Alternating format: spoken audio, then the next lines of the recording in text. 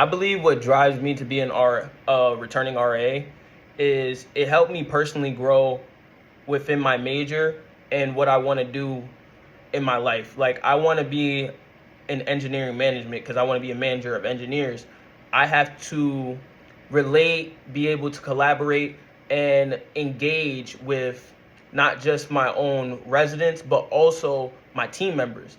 And you could definitely lose track of your team members because when you think about this job, you think that you're only supposed to be there for your residents, but you got to be there for your team members.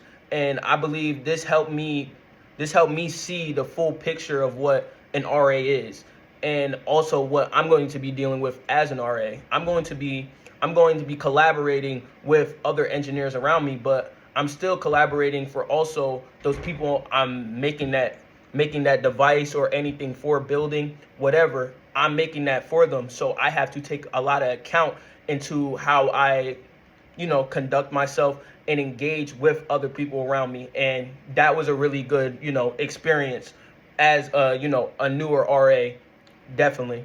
I believe the greatest thing that has happened for my residents was definitely conversations I had with them, especially with my resident named Logan. When we first had our first Cardinal conversation, he was really down and about, and I was worried for him, of course, because I care for my residents a lot.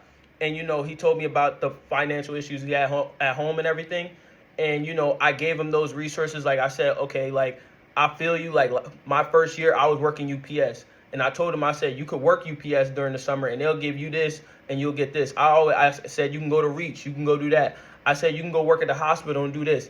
I gave him resources so he could at least try to get out his struggles. But also, not just giving him those resources and leaving him there, I also checked up on him because I do care for his health and I do care for my residents.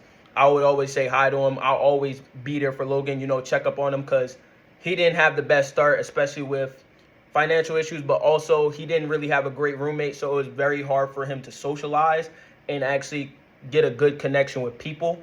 So I basically tried to fill in that spot a little bit for him, not just, not like being in his room or anything, but at least trying to be, ask him how your day was, like how was the break, just talking to him like I would talk to anybody else that else is around me. And I believe that's the best way to build community is be yourself around your residents, but at least be a little bit professional with it.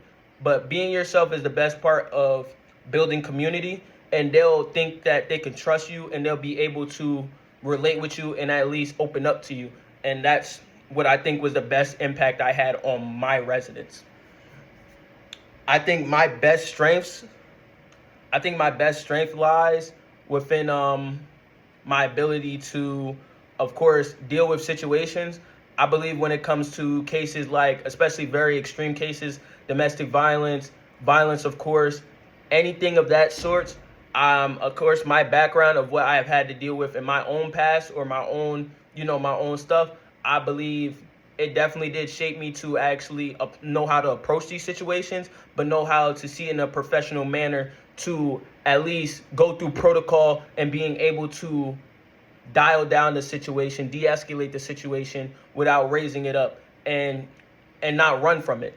At least confront it and at least be there, because that shows an example for not just the people in that room or anything, but that shows an example for your residents as that person's going to be there. And that's what I mean as also building community. Building community, I think, was my best attribute as the residents. I'm not going to, in my building itself, they love me and I love them because, they engage with me. I engage with them. We talk. We over here just, we just play ping pong, whatever, while I'm downstairs. So it's nice. And I think those are one of my best two qualities. I believe I wouldn't want to be back in the same building because I want to actually be a little bit more challenged with dealing with upperclassmen, especially since I said I'm going to be going into engineering.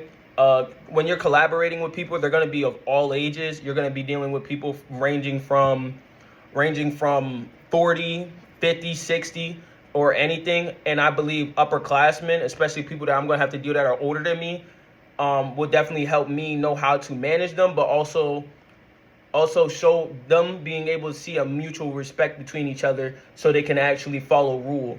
And that's what I believe that would be the best, part.